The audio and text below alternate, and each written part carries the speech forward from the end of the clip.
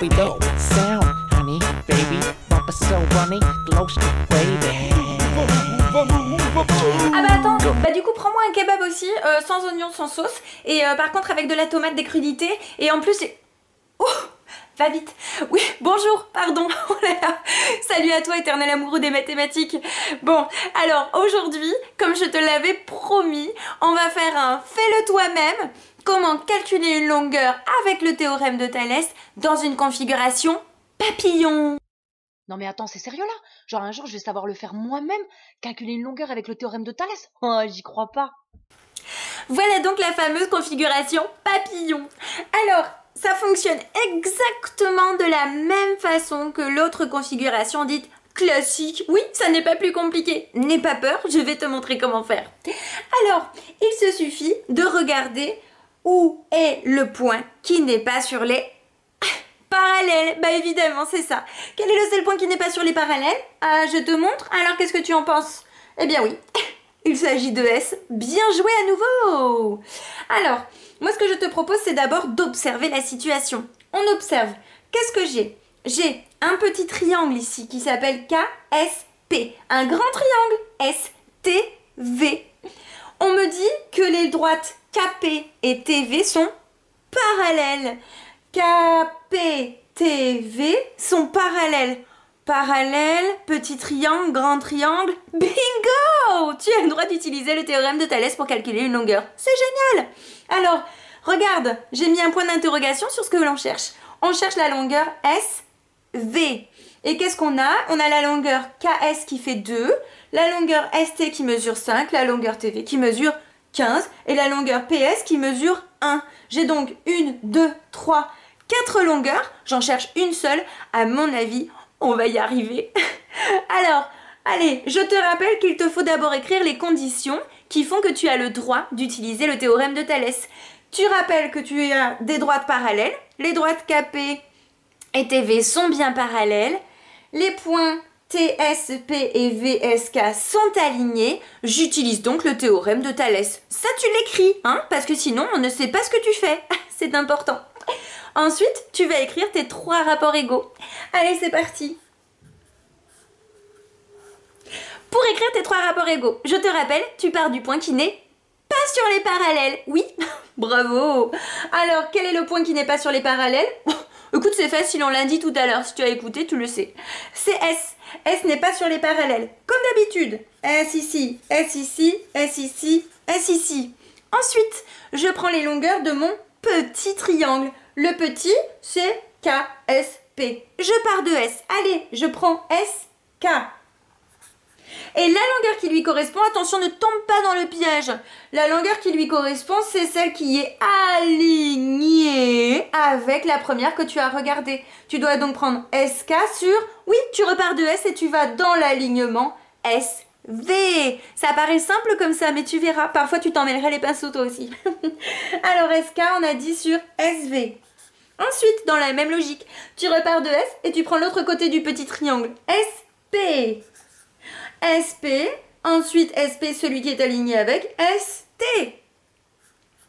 Et puis ton dernier rapport, c'est simple, hein, c'est le petit KP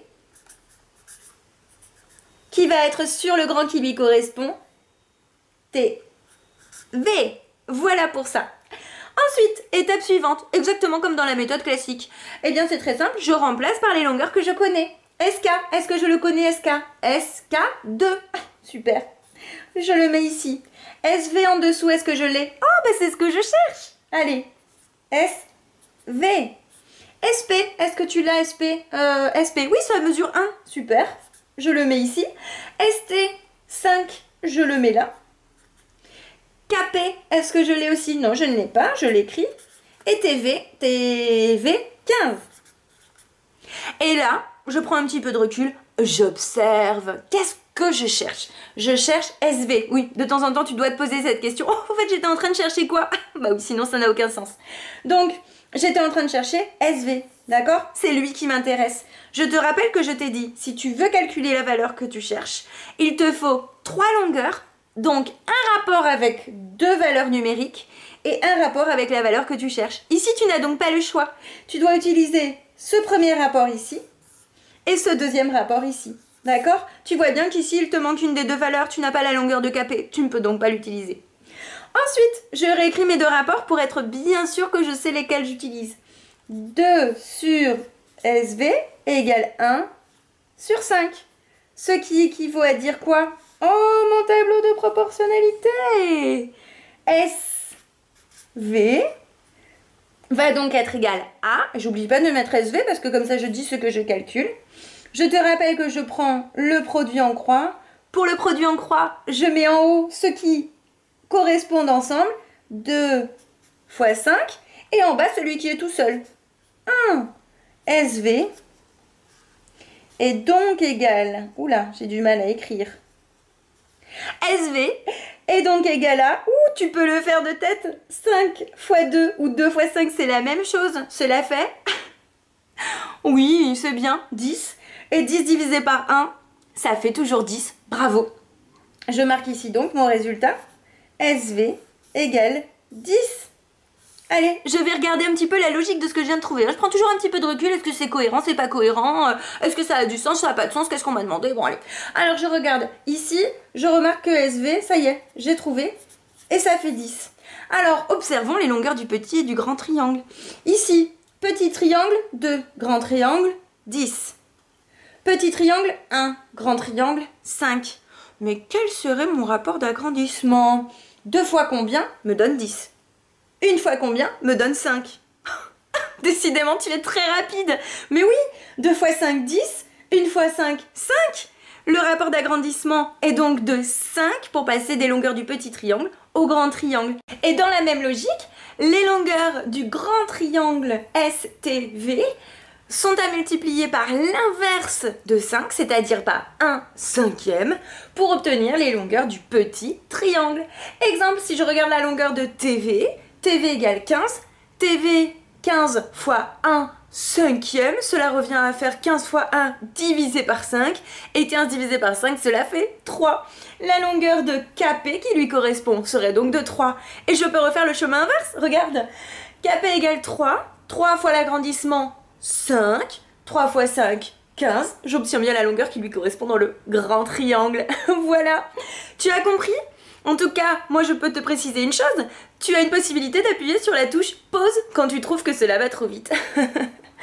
Alors, dans ce qu'il nous reste à faire, je te propose de faire une nouvelle vidéo. Dans cette nouvelle vidéo, tu pourras découvrir comment montrer que deux droites sont parallèles grâce au théorème de Thalès, ou bien comment montrer que deux droites ne sont pas parallèles grâce encore au théorème de Thalès. Qu'il est fort ce Thalès, vraiment. Allez, en tout cas, je te propose de bien digérer ça, ainsi que mon kebab qui arrive. À bientôt. Booby dope sound, honey, baby, bumper so runny, glow stick baby. Good luck for the ride. Good luck for the ride. Good luck for the ride.